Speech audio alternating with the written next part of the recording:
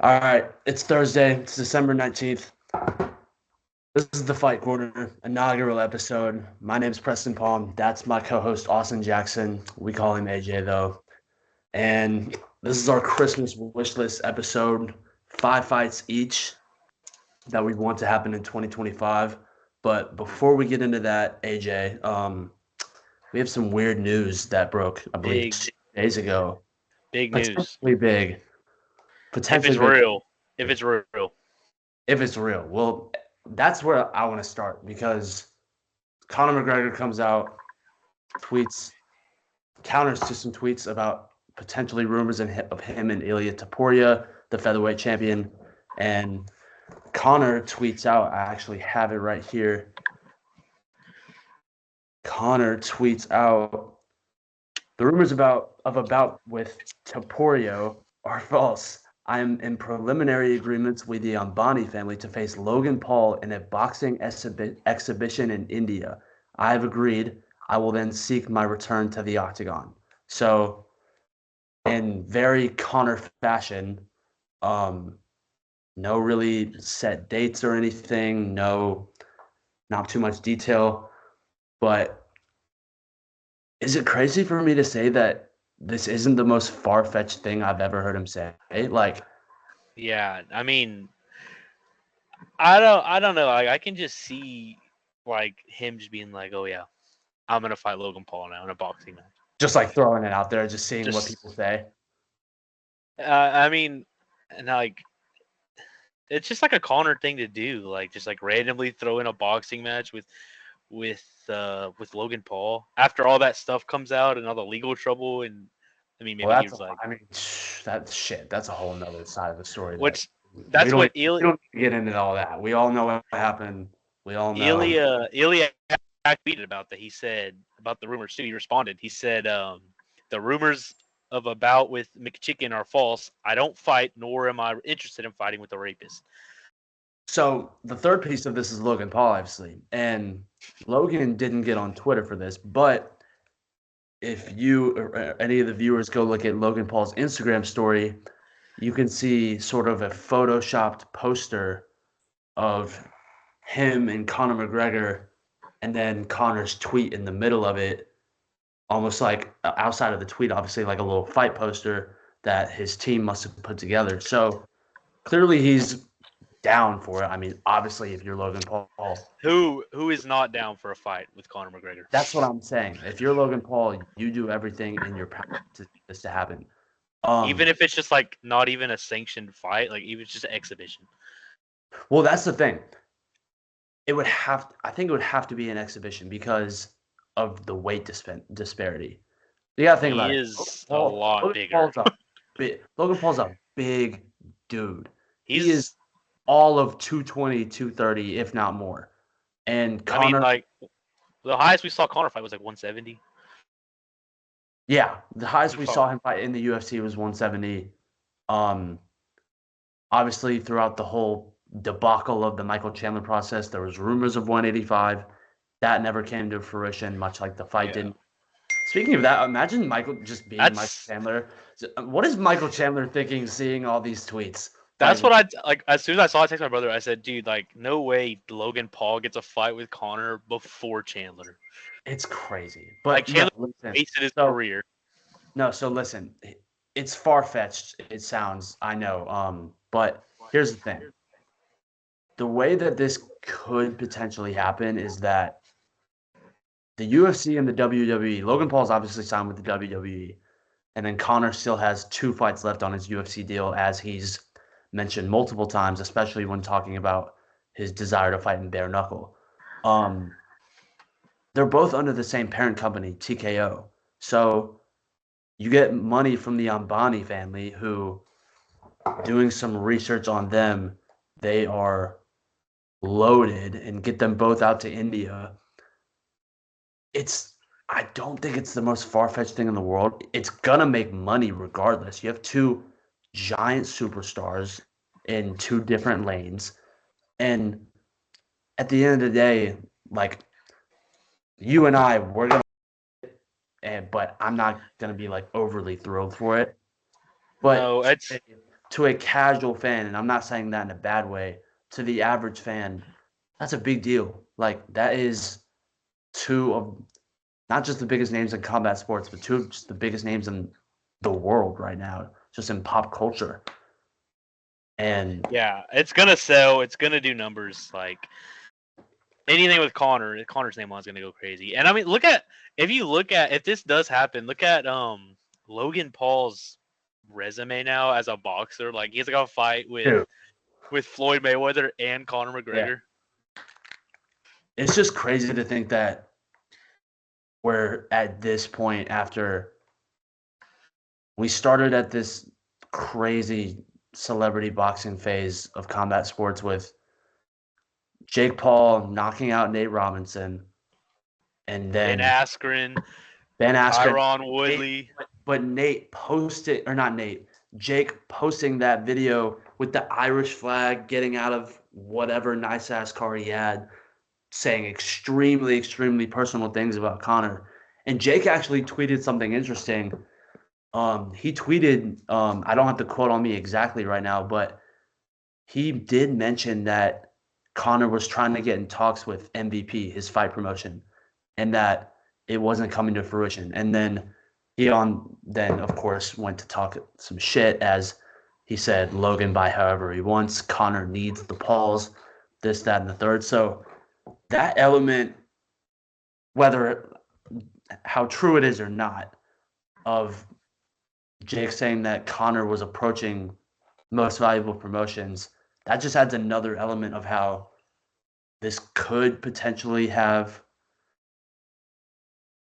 something real with it, something that isn't completely fugazi. I don't know. That's just me. And then obviously the connection with the two companies and TKO. I don't think it's. I'm not saying I think it's going to happen. I'm most certainly not advocating for it. Um, I mean, but it's silly, but I mean, like, I would rather this than watch Jake Paul fight Mike Tyson. I would have rather watched this. I think I would rather. I'd rather watch anything than watch. I would rather watch a regular season Tuesday night NBA game between the Detroit Pistons and the Brooklyn Nets over a Jake Paul and Mike Tyson fight. That I'm not even gonna get into that. That's just gonna make me mad. Um, Hey, maybe we get Netflix to stream it again. yeah, because that went great the first time. But that's a whole nother element of but potential the Logan and Connor thing. Like, do they do pay per view? Do they do? I think Connor's gonna have it. He's gonna have to be pay per view with Connor. I think it just all depends. I think obviously with the UFC, that's a must. That's in his contract. But outside of the UFC, I mean, I think any sort of option is on the table at least, and Connor's going to get a bag regardless. But the other side of this, the UFC side of this, is where I'm actually more interested. Is that for shits and gigs? Let's say this happens.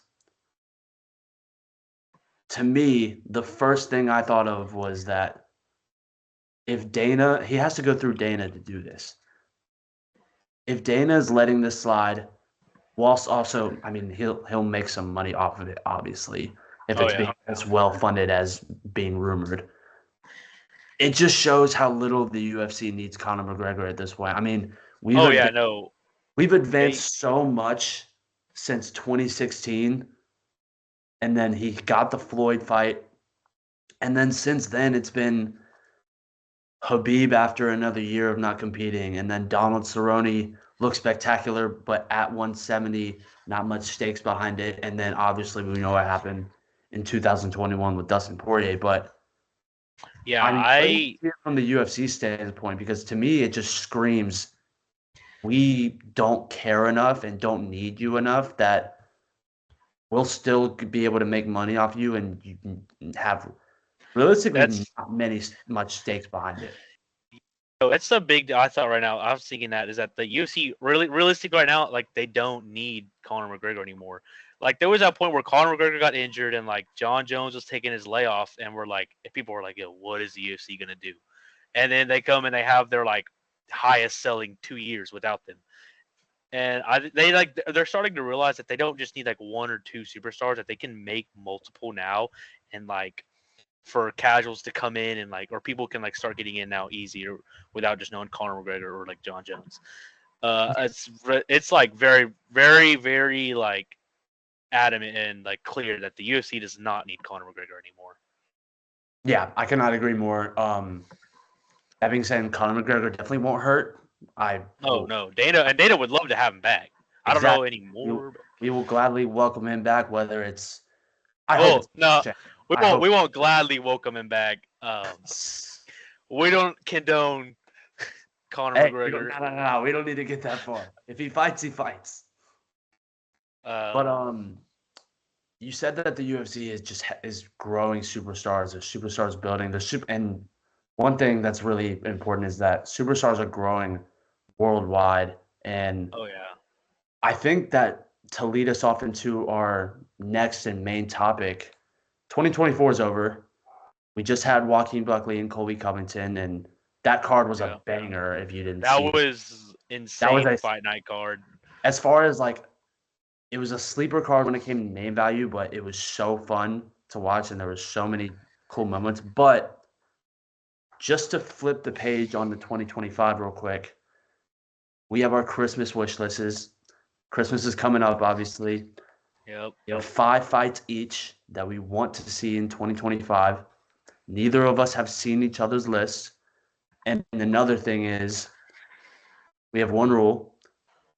It cannot be a fight that was booked. Yep.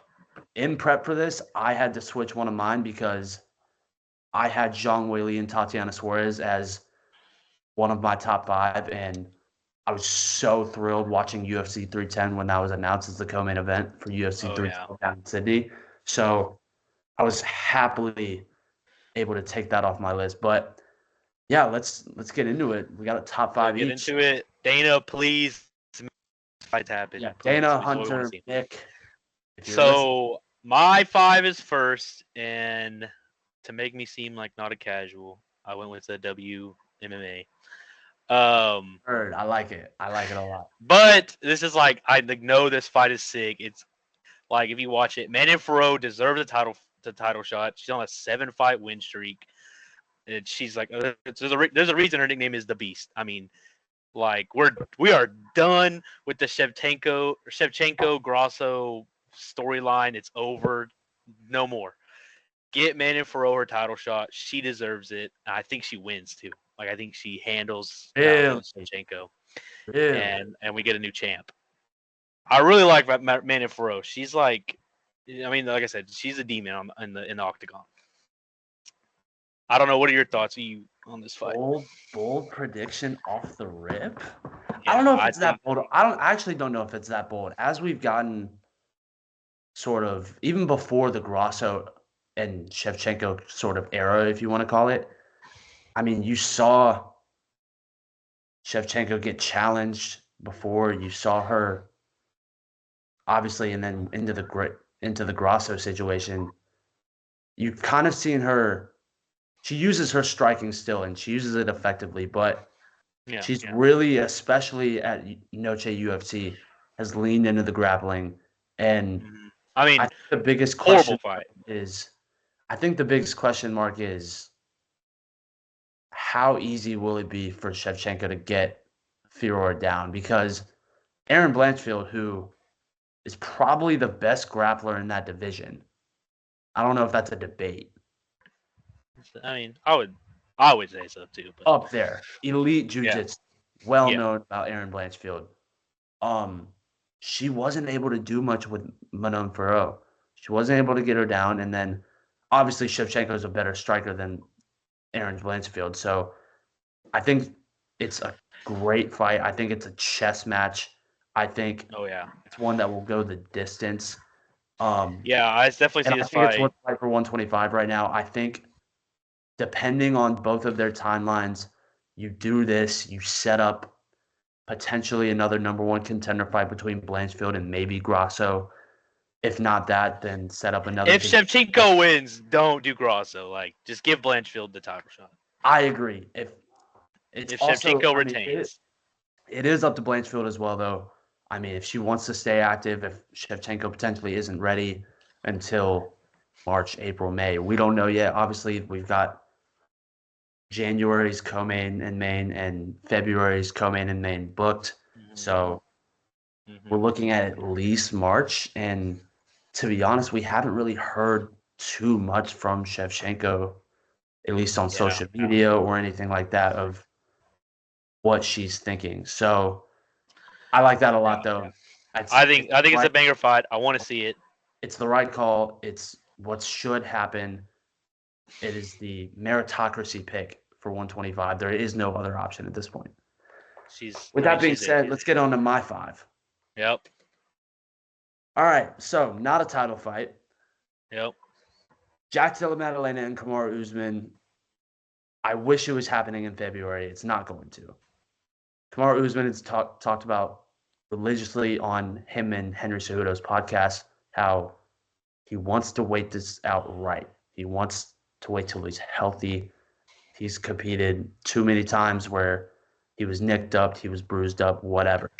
And he's been adamant about that. And then since the Gilbert Burns fight, I mean, do we even have a timetable on Jack Della with the arm infection? My opinion, I don't know. Like, personally, I thought that if he wasn't injured, he deserved a title shot over Shavkat, I think. Just because even after the Ian Gary win. And after the Ian Gary fight, no. Shavkat gets his title shot. But when it was announced Shavkat versus Bilal, I thought it should have been JDM just because he has better wins. What are we gonna rewarding Shavkat because he was able to sub Neil Magny? Okay. Even Wonderboy Thompson. Wonderboy Thompson, he's 45 almost, I think, or something like that. So he's fighting old as Jeff Neal. Come on now. Yes, he's good. Okay, so here's the main. This is the main reason I want this fight is because I don't know if 170 has ever been at a better point. It's by far the best division right now in the UFC. That's a debate, but I think so. Just as far as its lineage and its history, I don't know if 170 has ever been put in a better spot. With Shavkat, with how Bilal looks as a champion, with Ian Gary's stock going up even with the loss. Now insert Joaquin Buckley. Still have Sean Brady, who came out. And then so you got contenders too, like Carlos Prates and Brian Battle coming up. Yeah, you've got fun guys like that lower in the division, and then you still have 2 Hall of Famers and legends in the division in Leon and Usman still lurking. And with 170 where it's at, it's not because of Usman and Jack Della. And I think they can so quickly insert themselves into this picture and make even 170 even more prolific than what it even is right now, which is crazy to think about because, like I just said, I don't know if 170's ever been in a more compelling, more fun spot. Yeah. I cannot wait to see how these cards shuffle. I can't wait to see how this sort of top 6 with Brady, Buckley, Usman, JDM, Leon, Gary. Get Colby out of there. Get Colby out of there. Well, okay, yeah, it was a rough for Colby. Hey, yeah, but I mean he's done. But listen, I think it's perfect for these 2 to get in the octagon with each other. Both of them have been out for a little while. I mean, Usman sat out a whole year, man. Whole year. Yeah, literally. I mean, I just think the timing of it will be perfect. I think Leon's gonna get someone else in London. Leon should fight Buckley. That's what I think. I think that fight's good. No matter who it is, I don't see Usman or JDM making that London card in March. And also, Usman wouldn't make sense right now just because it would be their 4th fight against each other. Oh, yeah. No. And the UFC is not going to want to book that as a number. They're not going to do Leon versus Usman again. There's no way. They're not. So this is the fight to make. And stylistically, just to get into the actual fight breakdown, Ian Gary talked about it, I believe, before he fought Shavkat, and talked about how obviously before Jack Della got the awesome finish on Gilbert with the knee, he Insane was getting comeback taken win. down. He was getting taken down a little easily. He's getting laid on too, dude. Like, He was getting laid on. He was getting taken down. It was a problem for him at first until he was able to counter. But Usman's different when it comes to that than Gilbert Burns. Usman's a little bit stronger, better wrestling background. Obviously, not the jiu-jitsu technician that Gilbert is, but it's just I just want to see that clash of styles. yeah. In this fight, I mean, I would look to give it to JDM. Just because I think Usman's on the decline. I hate to say it. He's a legend. I I think love rest. Usman. I think this long rest is.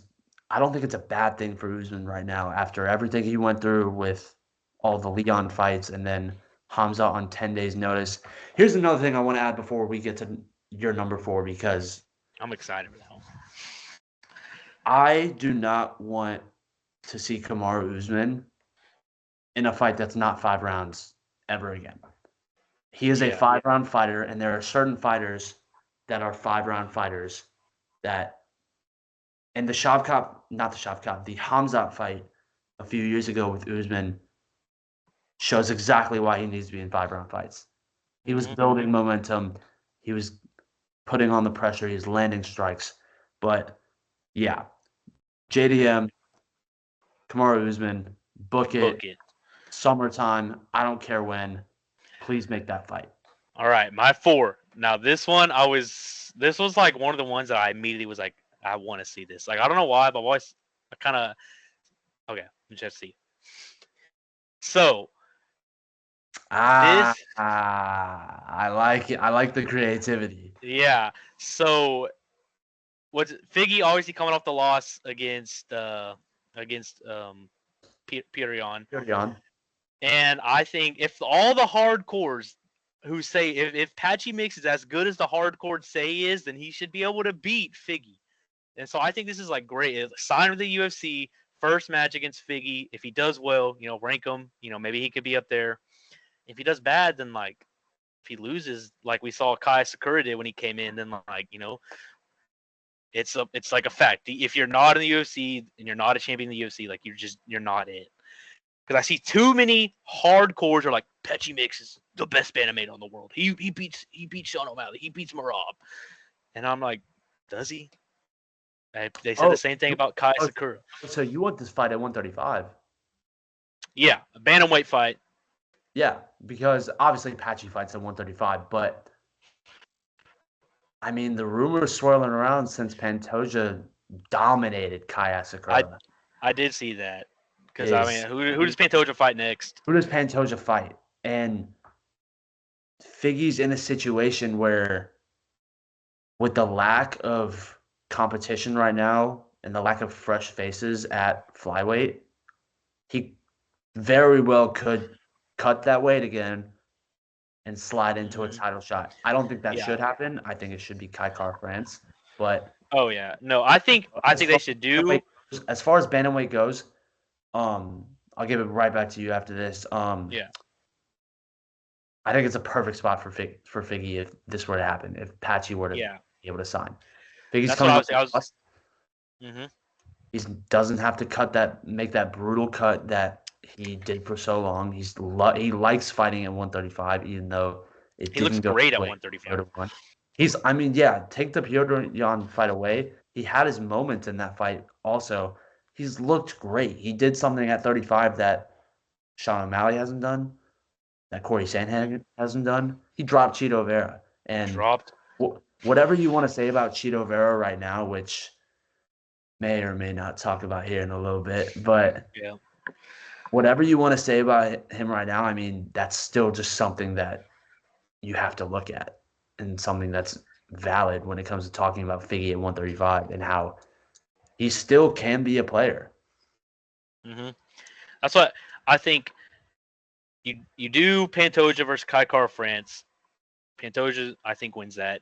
And then you do this fight. if Figgy wins, he's still kind of up there with the bantamweights. But if he loses, then I feel like then he could drop down and fight Pantoja again for the belt. But Yeah, I think this is a good fight to bring in some fresh faces to the bantamweight division. Could not agree more. I would not bat an eye at Just to Patchy prove Mix. like these like hardcores like who think that Patchy Mix is like deserves to be like top 5 pound for pound. Sounds MMA like fighters in the world right now. you're favoring Figgy. I think Figgy does win this. But I mean, like, I've never watched Patchy Mix fight. I know he is good. He's a good fighter. I could see that he wins. I've seen like highlights and stuff. But I do think Figgy does win. I mean, that's just how I think it goes. Fair enough. I like it. All right. You ready for your next one? Of course. Okay. So, a little bit of an asterisk on this one, just because Shar Bullet does have a fight booked.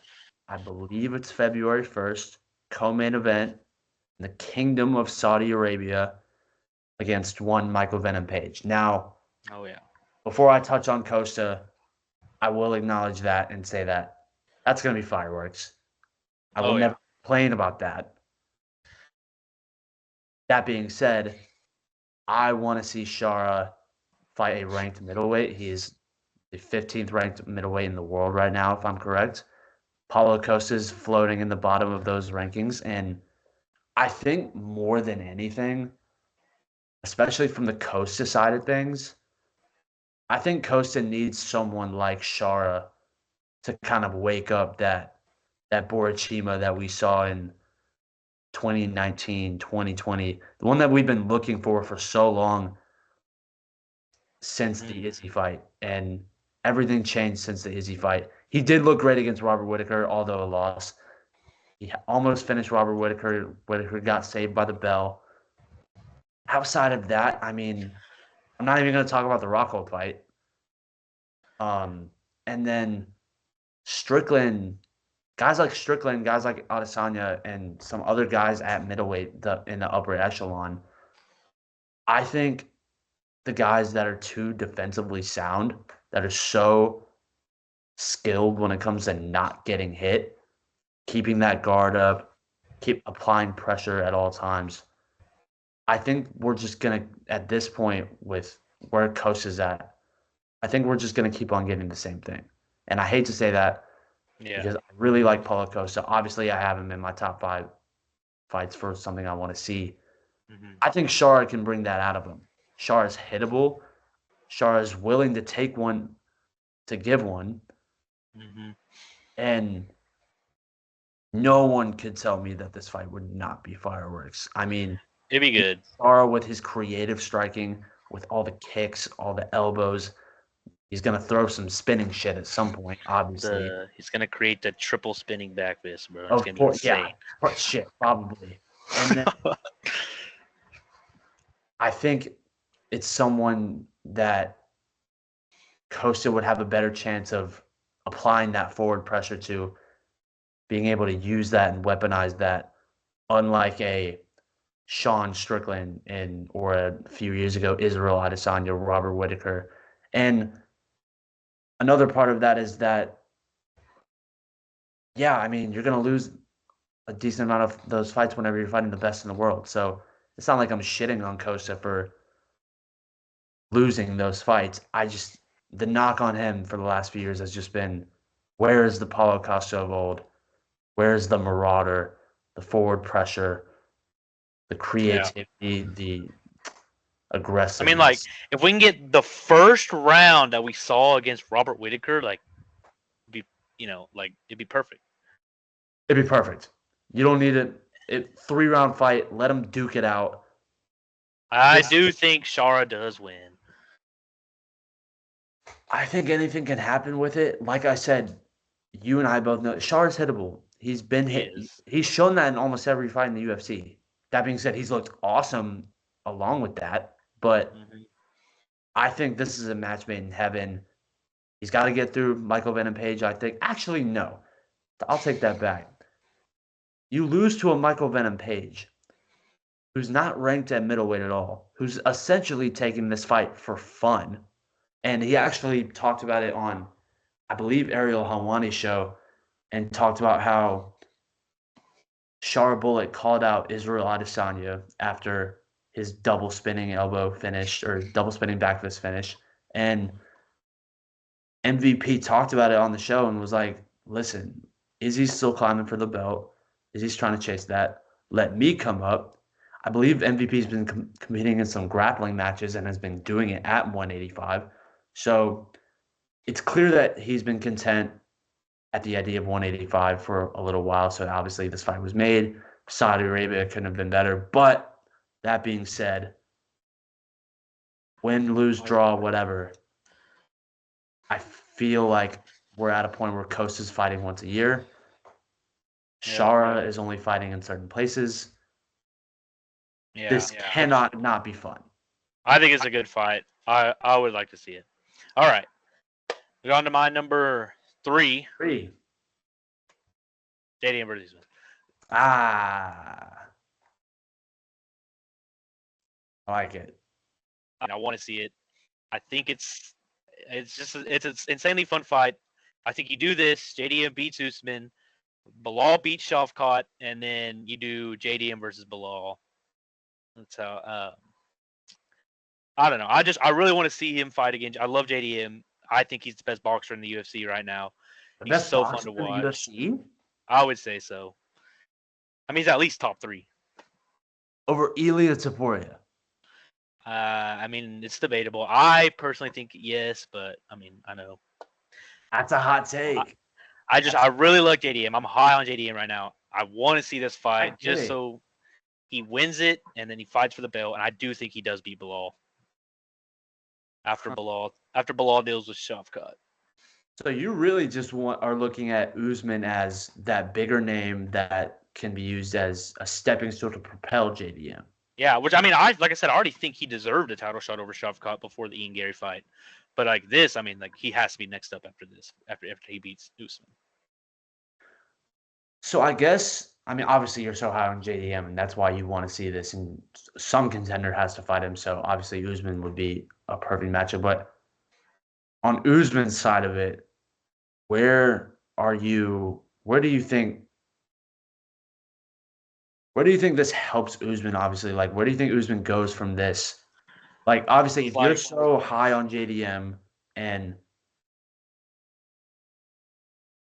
I just don't see how Usman. I think you're writing off Usman a little bit. I gotta say it. I'm not. Like, I can see where Usman, you know, he gets the wrestling in, and JDM, and he takes the Gilbert Burns route, right?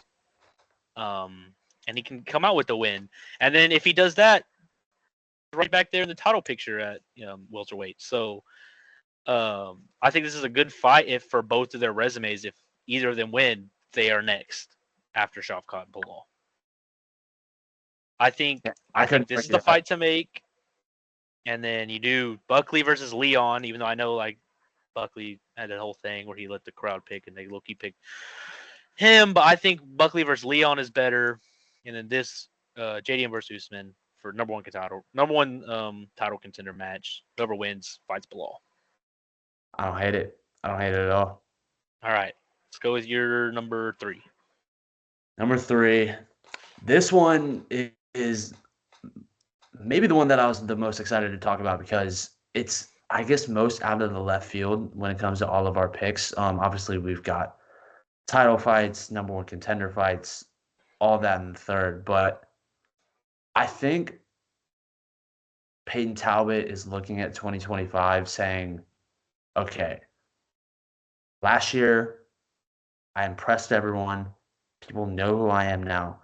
Now it's time for me to climb up. Now it's time for me to start fighting these established guys that has to get ranked this year. Have been doing it for so long. Peyton Talbot's scheduled to fight on UFC 311 in Los Angeles into a dome on the Islam Makhachev and Arman Sarukian card. Assuming he blows through his opponent and gets the job done in Peyton Talbot fashion, hops on the mic, does what he does. I would not put it past the UFC one bit to propel him into they're gonna want to shoot him up. I think so. I think so. I think that's so realistic. You've got guys, and listen, Cheeto is my pick. Um, I think stylistically, there's ways that Cheeto can exploit Peyton. I didn't just put this as kind of a propeller step for Peyton, even though it could be if he wins. Um, no, Cheeto's a real challenge. Cheeto's not getting written off. It will definitely be by far Peyton Talbot's easy or hardest fight so far. Not even close. Not even close. Yeah. I'd be fascinated to see what the betting line would be on that. Yeah. But that aside, I think it's time. I think Peyton Talbot's going to do what he has does to get ranked on January 18th. And Cheeto would be my pick. Cheeto obviously had a rough 2024, lost his title shot given to him by Sean O'Malley in the UFC back at UFC 299, and then had the honestly even worse loss against Davison Figueiredo on the Umar versus Corey Sandhagen fight. Mm-hmm. I just think it's time for Cheeto to build his way back up. He's got to build some momentum, and if he can do that off of a young guy, then like puts him right back into fighting against some more established guys again, and then who knows what could happen. Bantamweight's just that stacked that there's so many matchups where you could see some guys beating others, and then sort of vice versa, where the guys that maybe you pick Cheeto to beat would beat someone else. So it's what I want to see. I just think it's time for Peyton Talbot to really find his footing in that 135-pound division, and it's time for him to swim with the sharks. Yeah, no, I love Peyton Talbot. I'm also another guy I'm really high on contender. I'll be reposting Peyton Talbot edits on my TikTok. That I think he's just like, I don't know. He's so fun to watch. Like he's got a good personality. I mean, he's out there. He's hanging out with. Well, he's like one of the only people that can get Frank Ocean to come out of his house. Like that's crazy. That's insane. I forgot. But yeah, so like I mean, he's a funny guy. Like you watch him like on the he did like the blind dating thing. He was on like a random YouTube channel. Yeah. And he's just a funny guy. He's got a good personality. I think Dana wants to like skyrocket. The UFC wants to shoot him up. They want him to be a star. I think he has that potential. He definitely can be. And he's, obviously there's a Sean O'Malley comparisons. And if the UFC has like two of those, then I mean they're set. Absolutely. You can't go wrong putting Peyton in that position. You put it as a main event or a co-main event on a fight night after he eventually wins at UFC 311. If he does win, of course. You put it on a pay-per-view, 3-rounder, somewhere on the main card. You put it as a fight night main event, fight night co-main event on a stacked card in a city, not in the Apex. Oh yeah, no. And you can't lose if you're the UFC. I agree. Okay, before we go on to mine, I'm gonna edit this part out. I need to get it. My computer's about to die. Okay, word.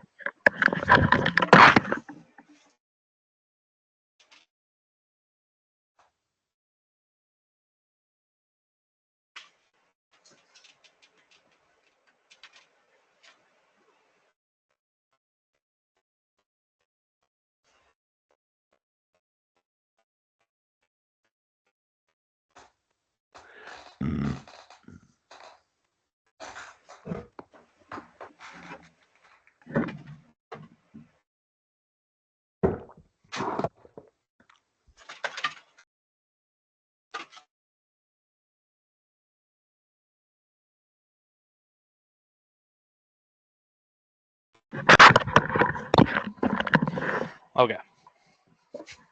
Dude is already on live support. I'll jump back in real quick. Okay. So now we're on to my number 2. And I really like this one. Yuri Prohaska versus Izzy. Okay, listen. All right. Okay, so I have to ask this off the bat. What weight class are we doing this at? This is a middleweight fight. Really? This is how I see this playing out. Izzy deals with Nasruddin Imavov. deals with him, he beats him, right? And then Strickland, DDP do their thing. Hamzat comes up to his thing. Izzy, I don't think he should wait. I think Yuri loses to Jamal Hill just because Jamal Hill's just such more of like a technical fighter. I just think he beats him. After that, I think Yuri should move down to middleweight, and I think this is a perfect fight to make after Izzy beats Imavov, just because it's like if Yuri wins, then he can compete for a middleweight title. If Izzy wins, I mean he's like still up there and beating one of the better fighters in the world. And I think after this, after Hamzat and DDP do their things, and if Izzy wins, he fights the winner of that, or if Yuri wins, he fights the winner of that. I mean, stylistically, you can't ask for something that's that much more fun than this. I mean, hypothetically, we're talking about this stylistically. Give me 5 rounds of it. Mm-hmm. Izzy with his long range of motion and his creativity with his strikes and his arsenal of weapons that he has. And then Yuri just being a fucking psychopath samurai who comes forward, applies pressure, is willing to get hit, which hasn't always gone in his favor. No. Stylistically, I think it's a bad matchup for Yuri. I'll be honest. Yeah, I would pick Izzy to win this fight. I think this is something that, if you're an Israel Adesanya fan, this is what you want. I mean, Pereira did set the blueprint. Now, Izzy is not Pereira. Izzy is a different kickboxer, a different martial artist than Pereira. But that being said, outside of Pereira, I can't think of another opponent that's a worse matchup for Yuri than Israel Adesanya. And then you add in a probably brutal weight cut that would have to happen for Yuri. I know he's flirted. I know over the years he's flirted with the idea of 185. So did Jan Blachowicz. That didn't happen. Yeah. Hypothetically speaking, of course, this would be so fun. I'm never going to say no to this. That being said, I do not think it happens. I think whether Israel Adesanya wins or loses against Imavov, it's not going to happen. And then as far as your kind of outline and prediction of what's going to happen, I actually think it's less likely to happen if Izzy beats Imavov. I think Imavov would have to beat Izzy in order for Izzy to be willing to take an opportunity like this. Because what has Yuri earned at 185? He's not the champion at 205 anymore. He's on a losing. He's lost his last fight against Alex brutally. He's 1-2 in his last 3, albeit 2 of them are to Alex. Yuri's not in a position right now where he can just slide in and get the biggest money fight, potentially a number 1 contender if you're talking about this happening after the Imavov fight, of course. That's where I disagree in the fact that Izzy would have to lose against Imavov for this to happen. And obviously, Jamal Hill will have to take care of his business against Yuri Prochazka for this to happen. I think he does. I think everyone they're too quick. I will not forget the people who were like, oh, Jamal Hill's going to give trouble for Pereira, and then he gets knocked out, and they'll be like, oh, Jamal Hill sucks. Jamal Hill doesn't suck. He's not a bad fighter. No, Jamal Hill is a very good fighter. Jamal Hill is very well-rounded, which a lot of people don't realize. Yeah, but as far as this fight, now I will say I love it. I could see Yuri doing the wrestling, giving troubles for Adesanya, because Yuri can wrestle, Izzy cannot. No wrestling skills whatsoever. I mean, like, I remember like watching his reaction to Volk versus Islam and like Islam 2, and like he's like like Islam's got Volk pushed up against a cage, and Izzy was just giving the worst advice from Volk. I'm like, bro, you know nothing. Like, you're an amazing striker. I love Izzy. He's one of my favorite fighters. That's But like, crazy. like if Yuri can get the wrestling in, then like the low key Izzy's cooked. I'm not gonna lie. We saw it happen with EDP. So, but I don't know. I would love to see this fight still. No matter what happens, if Izzy loses, if Izzy wins against Imavov, I still would just like to see this fight. I think it would be insane to watch. I think someone's getting finished. I think it'd be fun. I don't think there would be any wrestling. That being said, Yuri kind of just gives up on the wrestling. I don't know why. That being said, though, Izzy has had good takedown defense. He has been known for that. Drake is just different. It has Izzy losing to Drakus is not Izzy not having wrestling skill. It's Drakus is like that, and we all got put on notice. We did. So that's where I'm at with that. Hypothetically, I love it, but we'll see. Again, wish list. All right, you're number 2. On to my number 2. Okay. There is literally nothing that could be more fun in the year of 2025 than this fight. You cannot convince me there is one fight that is more fun than Dustin Poirier and Dan Hooker. And it's the perfect fight to make right now. We don't have a timeline on Justin Gaethje. Poirier says that he's doing one more fight and then he's out. What better way to do it than with Dan Hooker 2.0, blonde Dan Hooker, and just recreate that firefight that happened in 2020 during the pandemic in the Apex. I think Hooker's earned this opportunity.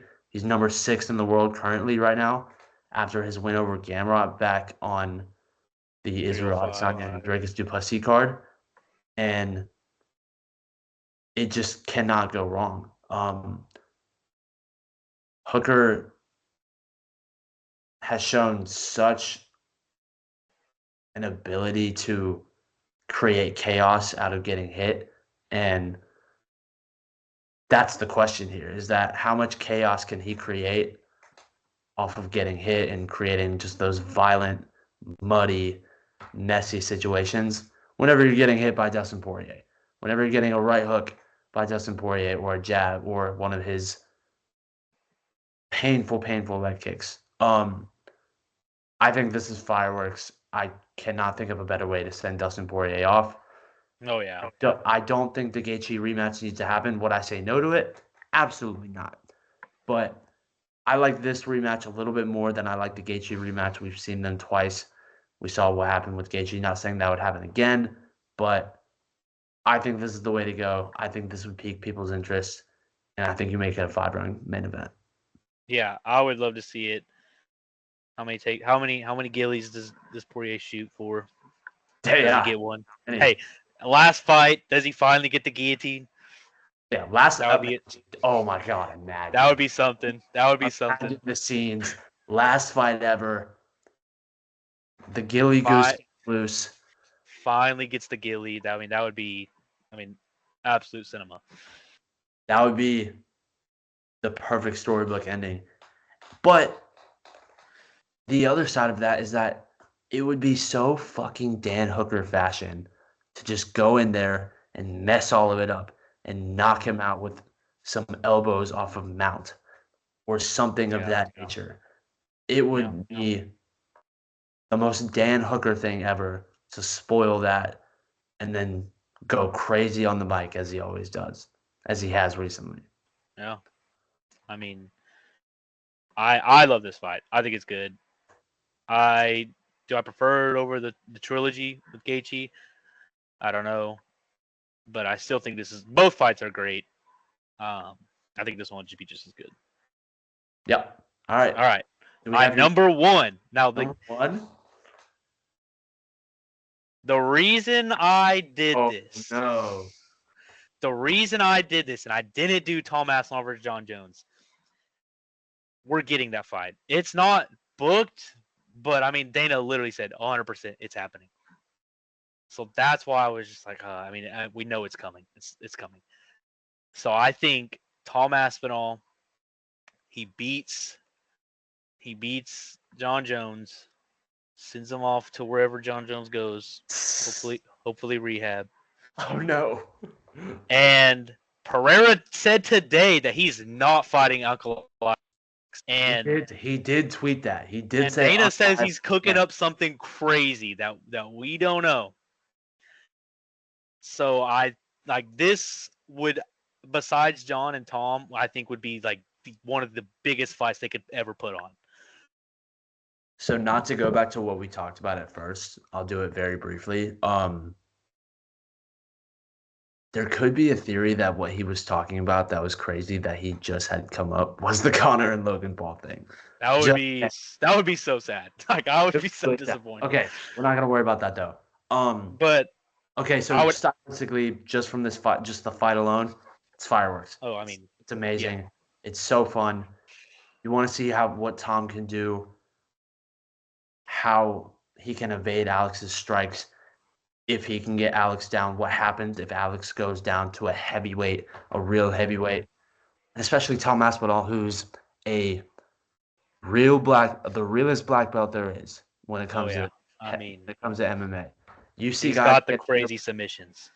He's got crazy submissions in his bag. He's pulled off crazy submissions in the UFC. I mean, go watch the Alexander Volkov fight. The Kimura against. I mean, and then like you look at I don't even the Buster he fought that like in just boom rear naked choke like. Oh, Arlovsky. Oh yeah, that's what it was. Yeah. I mean, Aspinall he's on a different level. I genuinely do not believe in like a one-on-one street fight. There's not a single like person that beats him. Like boxing, UFC.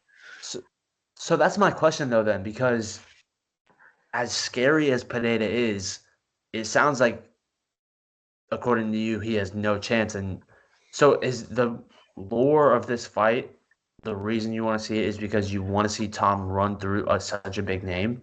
No, and I don't think like it's like Tom's gonna run through. We've seen Tom is very hittable. I mean, he got hit by Blades, he got hit by Pavlovich, early on in the fight. He's very hittable. I could see where like Pereira could definitely catch him.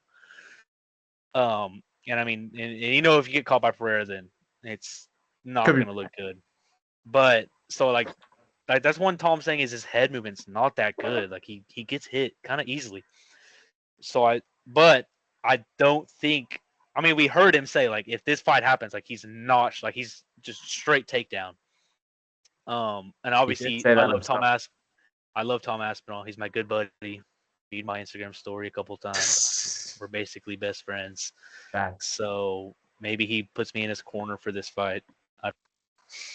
And obviously the picture of him staring down Pereira, man, like there's just so much.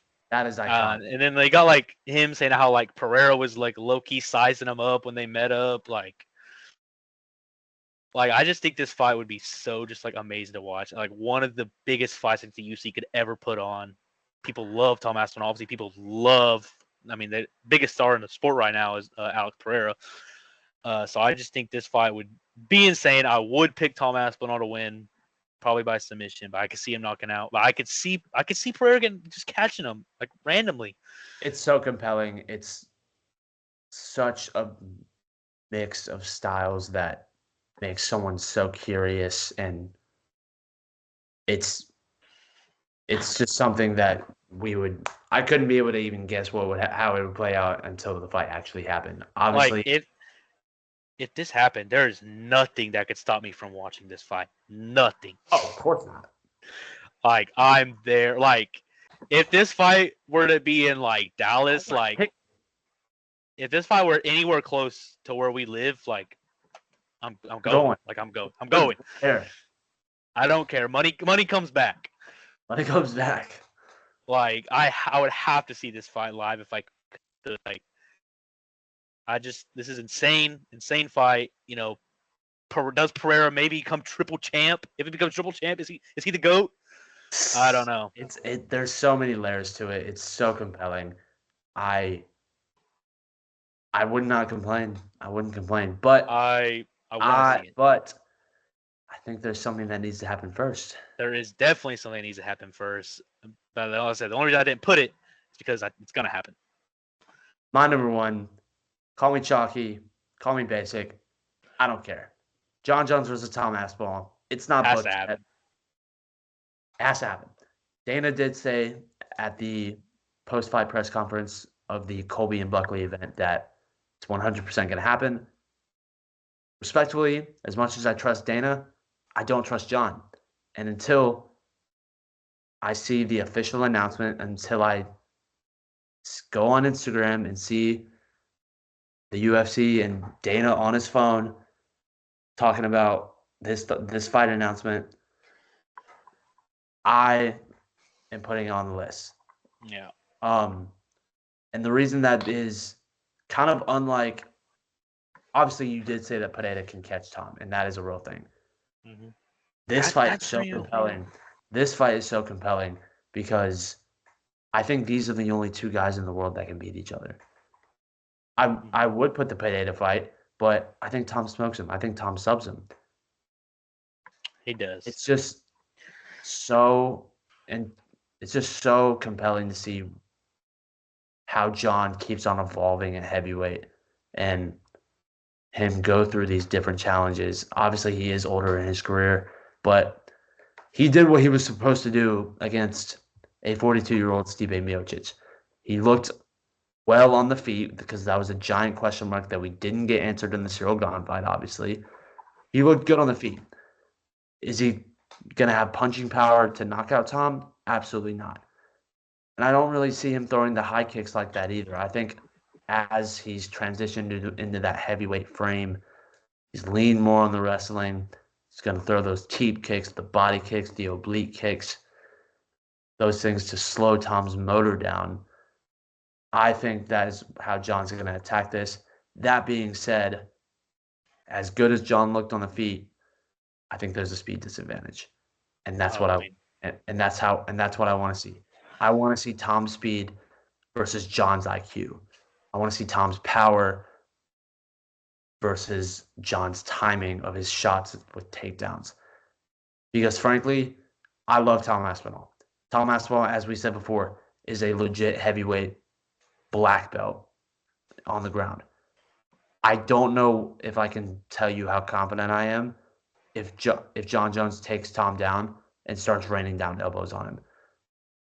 And that's why I'm so interested, is because yes, I would favor Tom. The betting lines that I've actually seen are like Tom Aspinall minus like 130 and John like plus 120. I agree with yeah. that line wholeheartedly, but it's just time for this to happen. This has to happen. Dana said it himself. John owes this to Tom. He does. I mean, I'm you sick. can't have two champs. Cannot have two You champs. cannot have two champions. It's not how the sport works.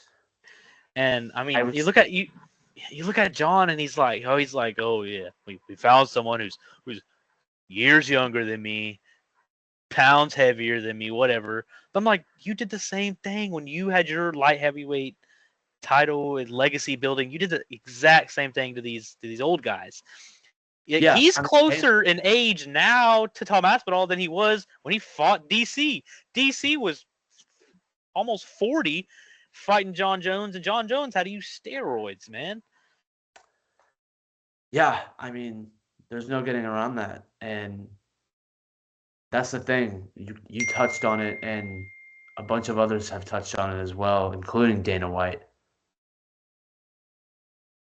That's John got his opportunity from those legends before, from Shogun Hua. mm-hmm. He was given that opportunity because he earned it. And now Tom's in the exact same space. And frankly, especially with the media job that he was doing at the UFC 309 fight week, I think it was starting to become a little bit more evident that while John was talking down on Tom, that this is only making the fight bigger. And frankly, if you know anything about John Jones, he knows how to play the game. He knows how to get a higher check. And I think he's trolling whenever he's talking about all the things as Tom hasn't done anything. Tom hasn't earned anything. Tom is the same to me as Anthony Smith and these I mean, other. like John said that he thought that I don't again he could just be building it up. He's like, I mean, I'll fight Pereira Jamal Hill as a bigger fight. Jamal Hill is a bigger fight than Tom Exactly. Aspinall. Exactly. Listen, things like that are excuse me. Things like that are a strategy by John to get suckers like you and me to get riled up and talk about it on camera. And that's exactly what we're doing. And we're going to keep doing that until we get this mega fight. And then that's the other side of it that we didn't even touch on. Stylistically, it is what it is. It's so fun. It's so compelling. The chess match. Business wise, you're guaranteed a top 5 gate all time. Easy. Yeah, Probably top 3, maybe. I think so. It's one of the biggest fights of all time. It's by far the biggest fight at heavyweight that could ever be made, that will ever. Obviously, time will tell, but at this point in time, it's going to be the biggest heavyweight fight of all time. There's no better point in time to do this than International Fight Week of next year. Book it in July. Book it in Las Vegas. Has to be in Las Vegas. John's not going to London. John's not fighting anywhere other than Las Vegas. That's that. And the heavyweight title should be in Las Vegas. So, with that being said, it is a chalky pick. It is the pick that everyone saw coming. That being said, it has to be made. Like, it has to happen. If John wants to be known, like if he wants to be like, I was the best, there's no one else. Like I said, when Cyril Gane and Volkov fought at 309 or no 310, yeah, I was like, this fight will make or break the heavyweight. If it's boring, if it is not fun to watch, what do you do? Like if either one that wins, and it kind of was. And I mean, when Volkov got robbed, so like it's like, what do you do then? Like if you don't want to fight Tom Aspinall, who do you fight? Could you argue Shamil Gaziev? Like, come on now. That's a crazy pull. Could you argue though? You said that if the fight's boring per se, that it could make or break the heavyweight division. Could you argue though that had, especially Cyril Gane, because of how him and Tom have talked him back and forth to each other, could you not argue that if Cyril Gane would have finished Volkov in the first round, that he maybe would have been able to slide himself into an interim title shot against Tom, and that would have just given John more leverage not to fight Tom? Yeah. That's how I see it. I don't know. All I know is like you just got to book this fight, man. There's no one else to fight at heavyweight. Has to happen. Everybody knows this. We know this. It just has to be talked about. People like us, people way bigger than us, have to keep on hyping this up, keep on making it a priority for the UFC, for Tom Aspinall, and for John Jones. So that is our Christmas wish list. That is our inaugural episode, and we're going to try and post weekly, if not bi-weekly. And yeah, any last remarks, AJ, after we wrap up this inaugural episode? Merry Christmas. Of course. Catch our next episode. Hopefully we get some awards out. 2024 award show, next episode. Let the people know how we felt about the year. That's pretty much it, man. Like Dana, please make these fights happen. Please. Hunter, Mick, Sean Shelby, please. Good buddy Tom Aspinall. If you ever see, come on, bro. You know me. AJ, you need to post another Instagram story so we can peep it. I need to. He needs to view it. I need to be like, we talked about Tom Aspinall podcast, and he's like, hit me up, and then bring him on. Exactly. That's the goal. But I think we'll see you all on the next one. See you.